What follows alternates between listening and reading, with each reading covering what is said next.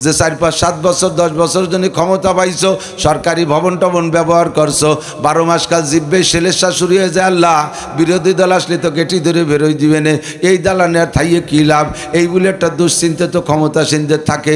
এই জান্নাতের মধ্যে এমন কোনো গেটিগুলি দেওয়ার কেউ আসবে না, তার মধ্যে থাকবা আর খাবা আর বউ নিয়ে আনন্দ করবা, এর মধ্যে অন্য কোনো কাম নাই, তবলিগ নাই, চরমুনাই নাই, মসজিদ নাই, মাদ্রাসা নাই, ইরি বড় খ্যাত খামার কোনো জয় ঝামেলা নাই, বাস ট্রাক চালাচালি নাই, রিক্সা ভ্যান নাই, এর মধ্যে খালি ঘুরবা ফিরবা।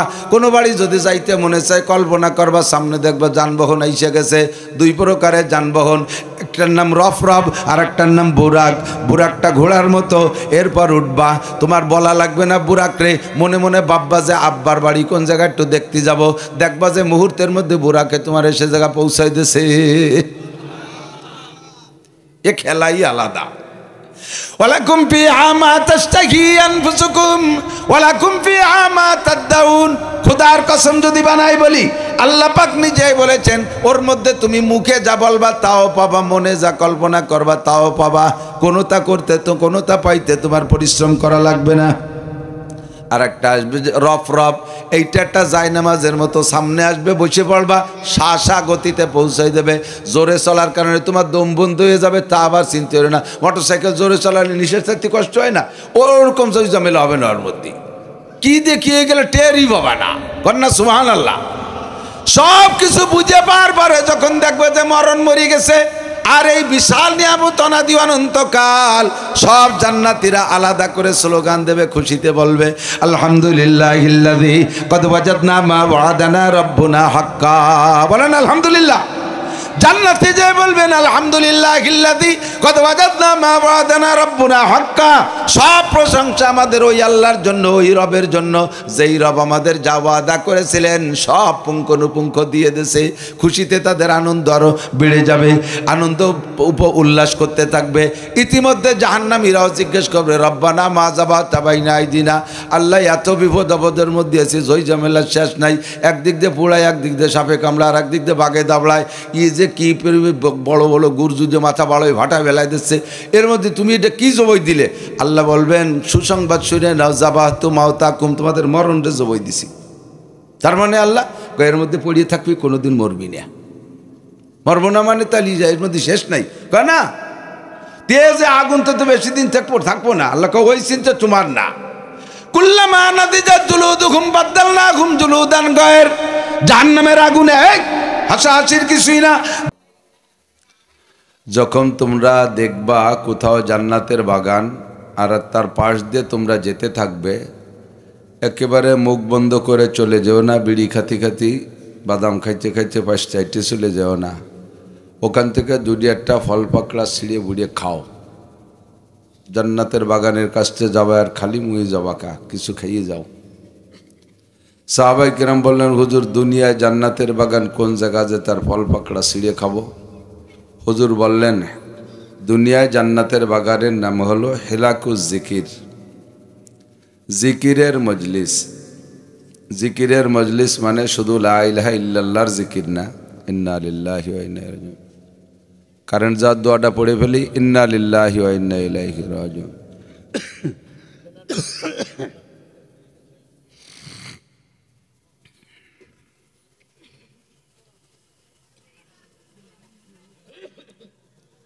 কারেন্ট যায় তো অনেকদিন দেখি না।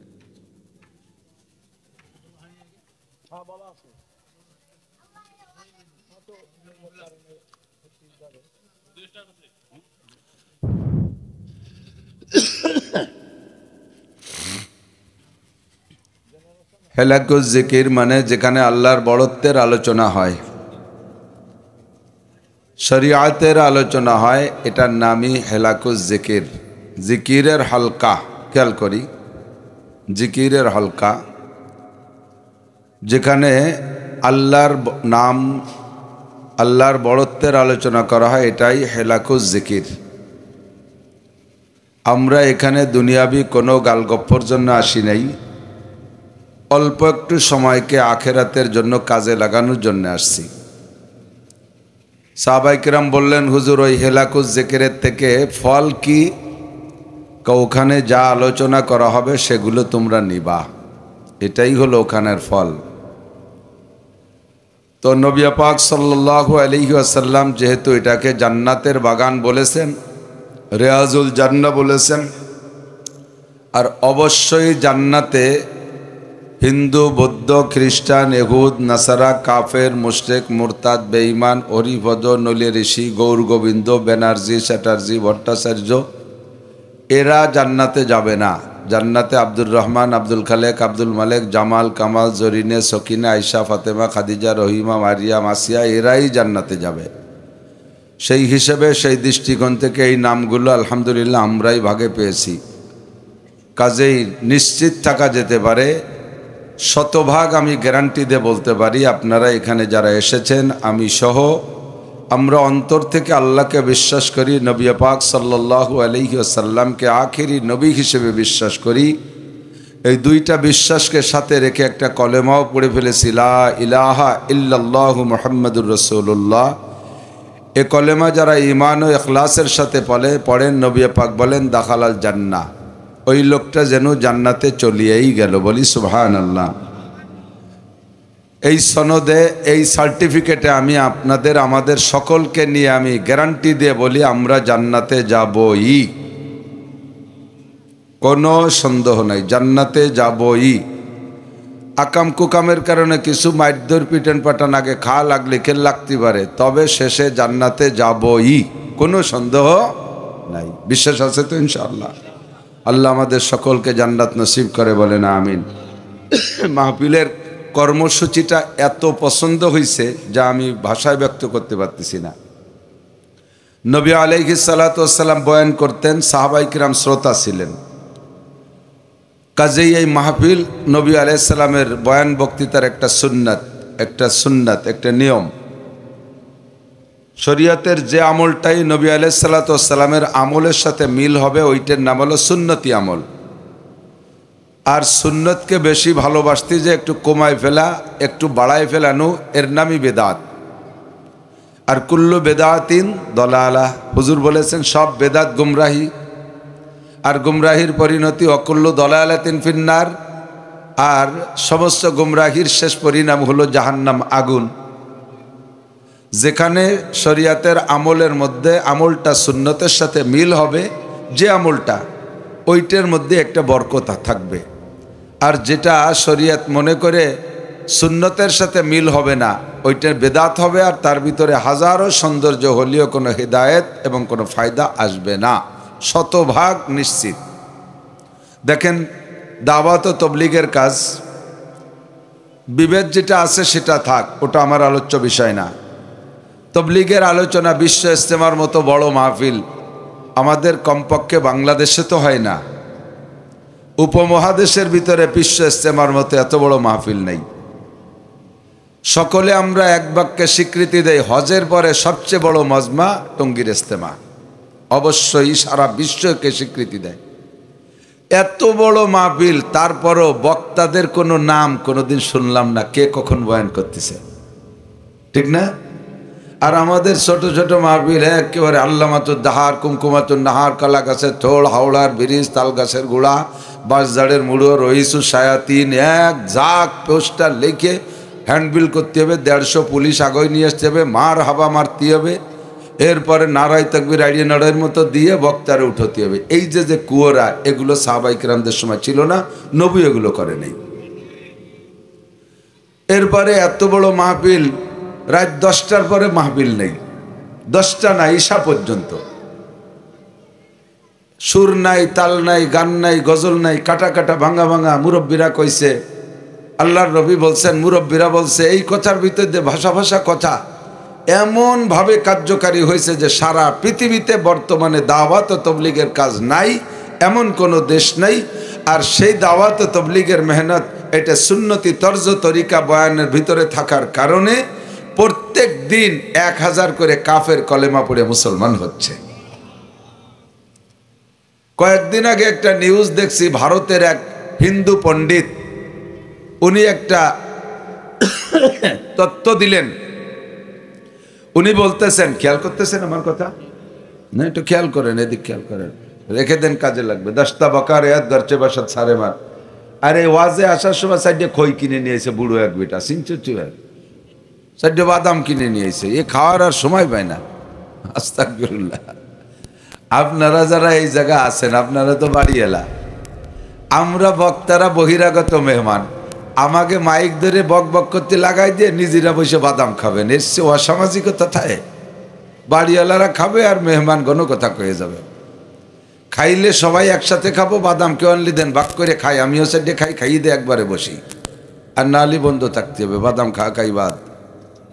আলি কোন তাল শুরু হলো রে? আল্লাহ আল্লাহ, লিকুল্লি শাইন আফাতুন ওয়ালিদ্দিনে আফাত। সব জিনিসের পিছনে আপদ বিপদ আছে, ধর্মের উপরে সবচেয়ে বেশি আপদ, ঠিক না?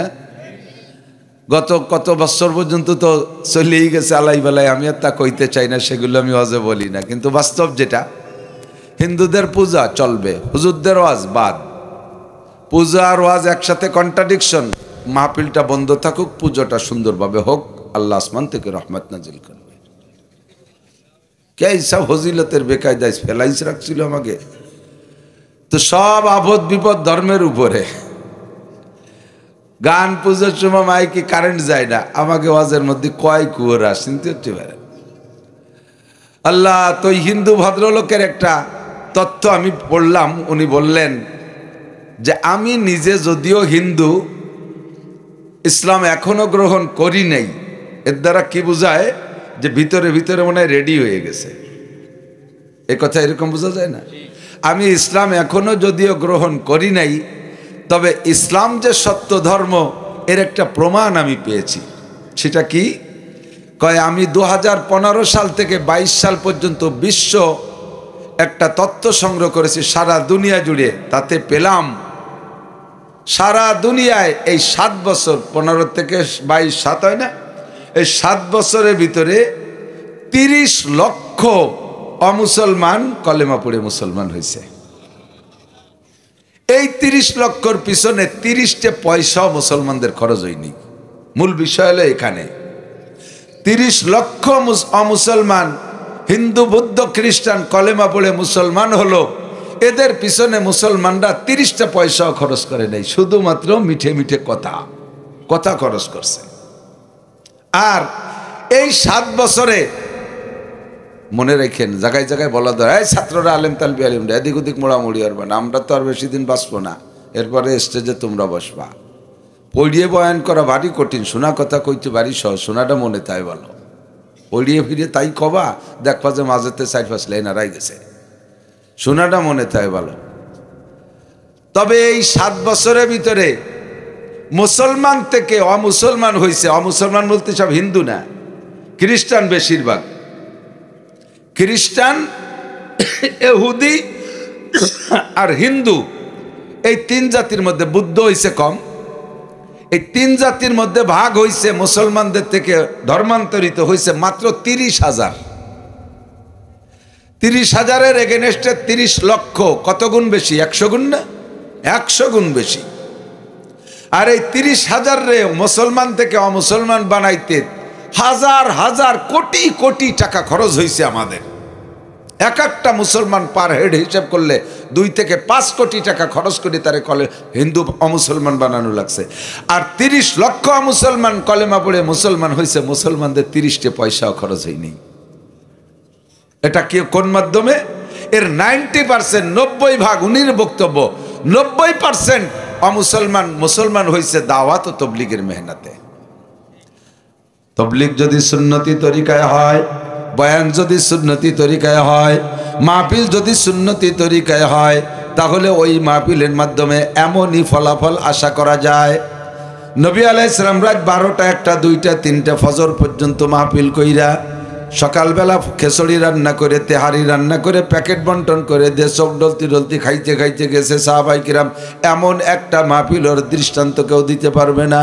নবী পাকের বয়ানের মূল 2টা টাইম, একটা হলো ফজরবাদ আর একটা হলো মাগরিববাদ। সারা রাত ঘুমের পরে ফজরবাদ, ফজরের নামাজ পড়িয়া মানুষের ব্যস্ততা অতটা তাড়াতাড়ি আসে না, ক্ষুধার যন্ত্রণা থাকে না, ঘুমের চাহিদা থাকে না, পেশাব পায়খানার জরুরত থাকে না, সামনে বসে 1-1.5 ঘন্টা বয়ান শোনা যায়, কোনো ঝামেলা নেই। আবার সারা দিনের কর্মব্যস্ততা অধিকাংশ মানুষের শেষ হয়ে যায় সন্ধ্যার আগে। গরু ছাগল গোয়াল ঘরে উঠাইয়া, হাঁস মুরগি ঘরে দিয়া, সব কাম কাজ থেকে ফারেক হইয়া মাগরিবের নামাজ পড়ে আইসা রাত 8টা-9টা পর্যন্ত ক্ষুধাও থাকে না, ঘুমও আসে না, কোনো পেরেশানি নাই, মন মস্তিষ্ক ভালো থাকে, বয়ান করতেও ভালো, শুনতেও ভালো। এই দুইটা টাইম নবী পাক বেশি ব্যবহার করতেন। আর জুমার দিনের খুতবার ভিতরে বয়ান করতেন। অতর্কিত কোনো প্রয়োজন আসলে সাহাবায়ে কিরামদেরকে ডেকে নিয়ে বসতেন আর সেগুলো তাৎক্ষণিকভাবে বয়ান করতেন।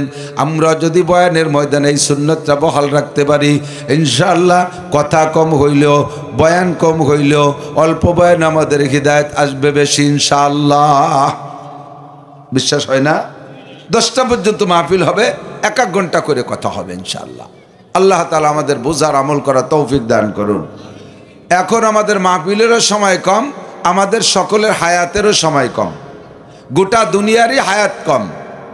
আল্লাহ পাক আয়াতের মধ্যে যেটা বলছেন সেটা হলো আমাল হায়াতুদ দুনিয়া, দুনিয়ার হায়াত নেহি হাই কুছ, দুনিয়ার হায়াত কিছুই না, ইল্লা কালিল মগর কুছ, থোড়া কুছ, একেবারে সামান্য। দুনিয়া যত আগে সৃষ্টি হোক না কেন আর এরপরে যতদিন পরে ধ্বংস হোক না কেন, এর শুরু এক সময় হয়েছে, এর দুনিয়া এক সময় থাকবে না, এ কথায় একমত? কথা কয় না? মানতে কি পরিভাষা? একে বলে হাদেস। হাদেস কাকে বলে?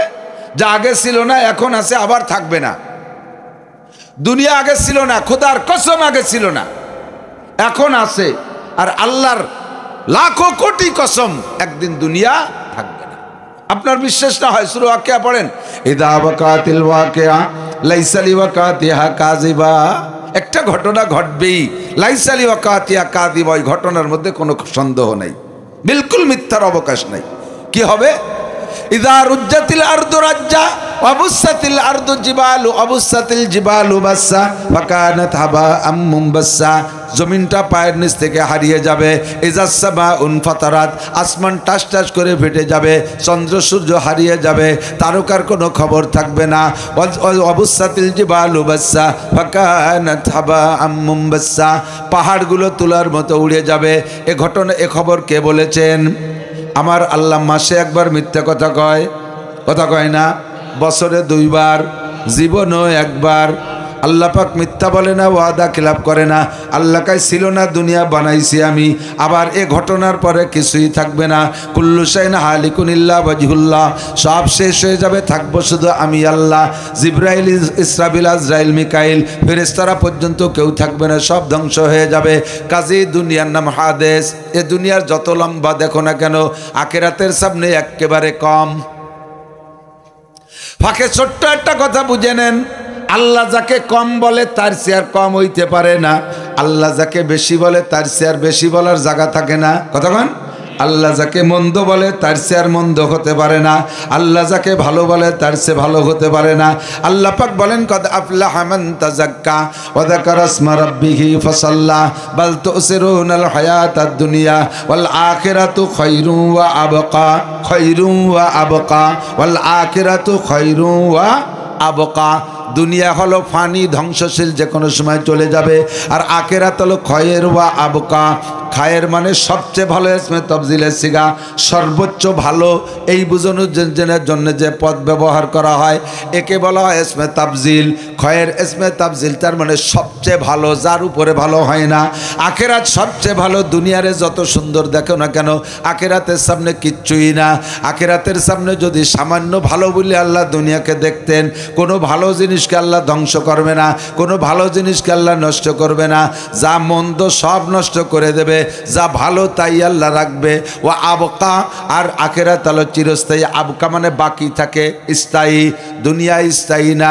আমাল হায়াতুদ দুনিয়া ইল্লা কালিল, দুনিয়া ও দুনিয়ার মধ্যে যা কিছু আছে সবার হায়াত কম। ওয়া ইন্নাদ দারাল আখিরাতা লাহিয়াল হায়াওয়ান, আখিরাতের হায়াতই হলো অরিজিনাল হায়াত।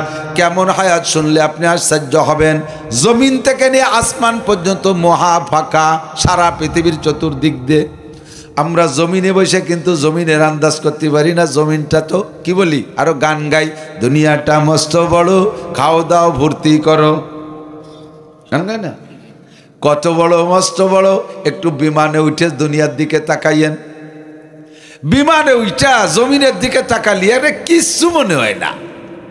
কি বড় বড় বিল্ডিং, দুটি তিনটে ওই যে ম্যাচ লাইট আছে না, ম্যাচ কারণ 4-5টা ম্যাচ সাজাই তুইছে। এখন প্রাইভেট গাড়ি রাস্তায় যাচ্ছে, তাই জন্য একটা খুঁজে মাসি বাইয়ে বেড়াচ্ছে। যারা বিমান উঠছেন তারা সাক্ষী দেন, ঠিক না? এরা কিচ্ছু মনে হয় না। এরপরে আরো উপরে গেলে তো দেখাই যায় না। আল্লাহু আকবার।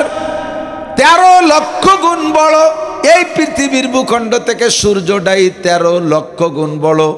13 লক্ষ গুণ বড় মানে 4-5 হাত লম্বা। 13 লক্ষ গুণ মানে 13 লক্ষ গুণ। আল্লাহু আকবার। জমিন থেকে নিয়ে আসমান কত দূর জীবন ভরে বলি 500 বছরের পথ।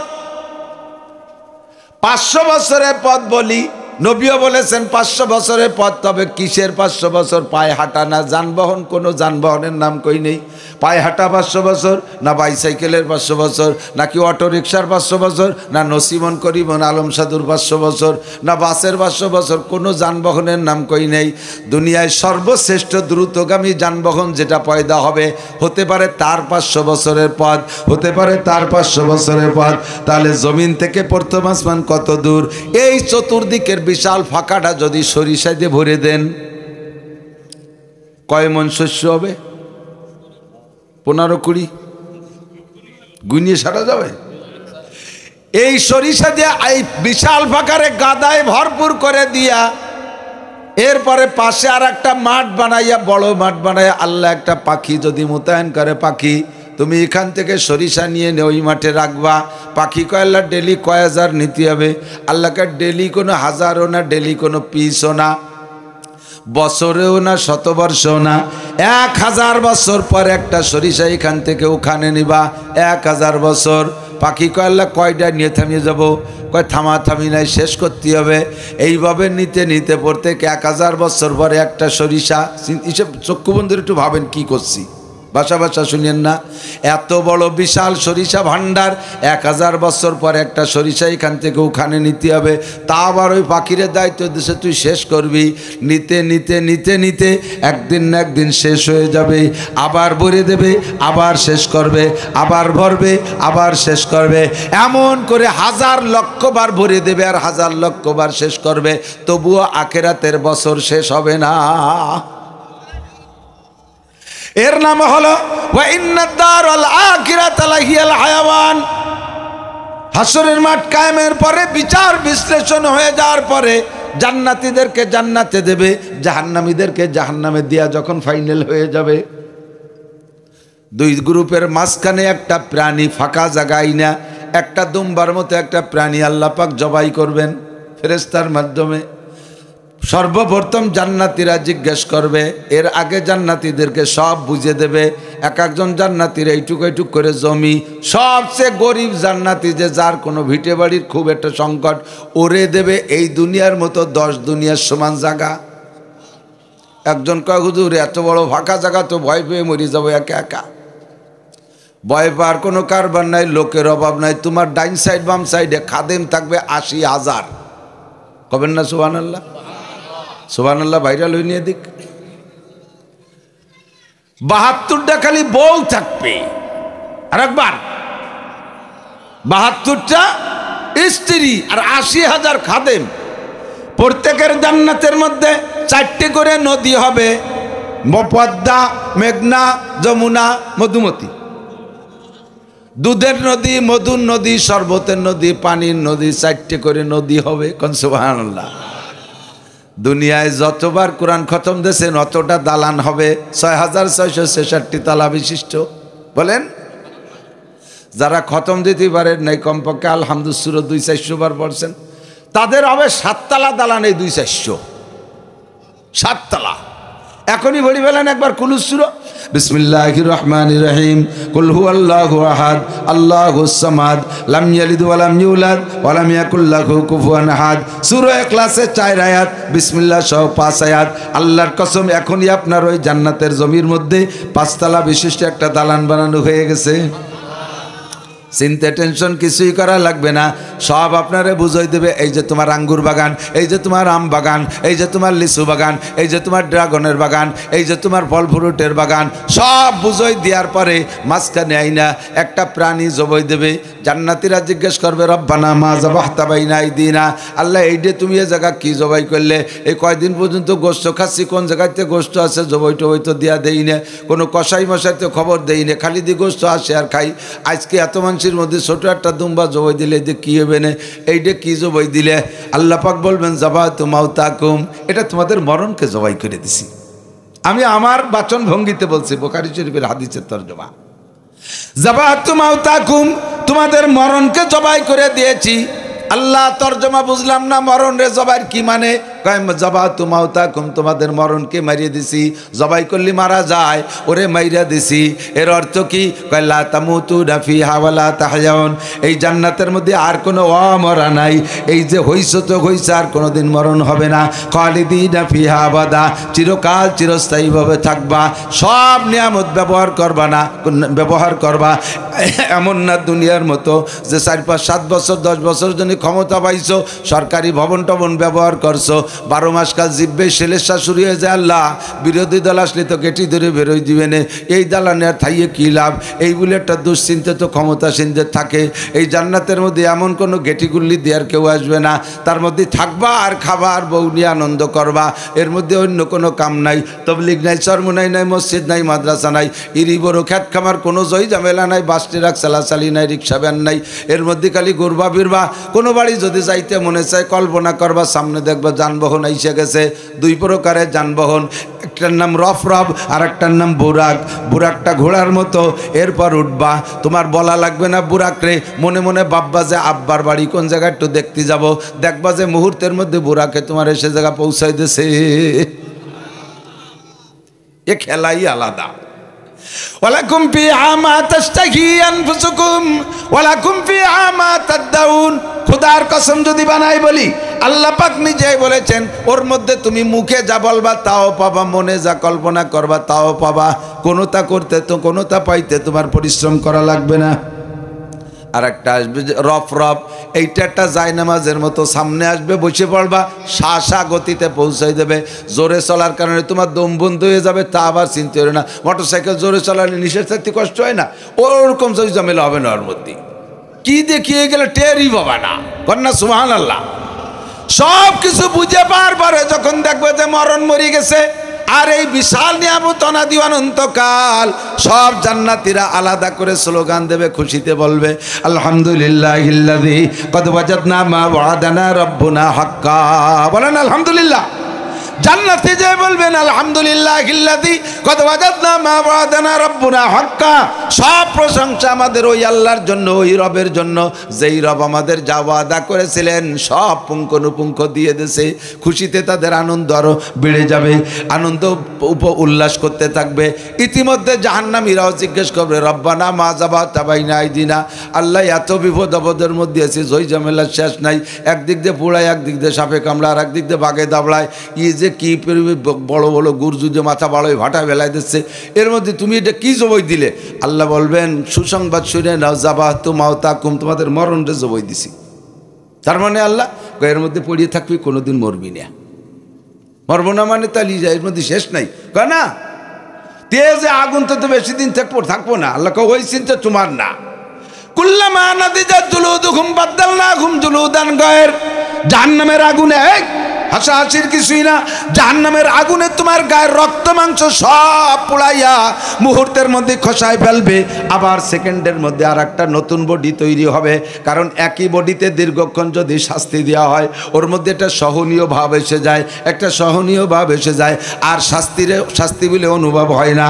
এই জন্য আল্লাহ কয় কুল্লামা নাদিজাত জুলুদুহুম বাদদালনাহুম জুলুদান গায়র। মুহূর্তের মধ্যে নতুন একটা বডি বানাই দেবো। কেন বানাই দেবো? তাও বলেন লিউযীকাহুমুল আযাব, যাতে জাহান্নামের আযাবকে তুমি পাই টু পাই উপভোগ করতে পারো, উপলব্ধি করতে পারো, এমন করে দুই দলকে দুই দিক ঢুকিয়ে দেওয়া হবে। আল্লাহু আকবার। এখন ওই জায়গা থাকবো খালিদিনা ফিহা আবাদা, জাহান্নামীরাও চিরকাল, জান্নাতীরাও চিরকাল। এবার জাহান্নামীরা নিজেদের এক একটা আমলের দিকে তাকাইয়া, নিজেদের দুর্বল আমলের অন্যের দিকে তাকাইয়া চিৎকার মেরে মেরে বলবে, রব্বানা আখরিজনা মিনহা ফাইন উদনা ফাইন্না জালিমুন, রব্বানা আখরিজনা মিনহা ফাইন উদনা ফাইন্না জালিমুন, রব্বানা আবসারনা ওয়া সামি'না ফারজি'না না'মাল সালিহান ইন্না মুকিনুন, রব্বানা আখরিজনা মিনহা ফাইন উদনা ফাইন্না জালিমুন। এমন করে চিৎকার মেরে বলবে, আল্লাহ আরেকটা বার দুনিয়ায় পাঠিয়ে দাও, যেই অন্যায়ের কারণে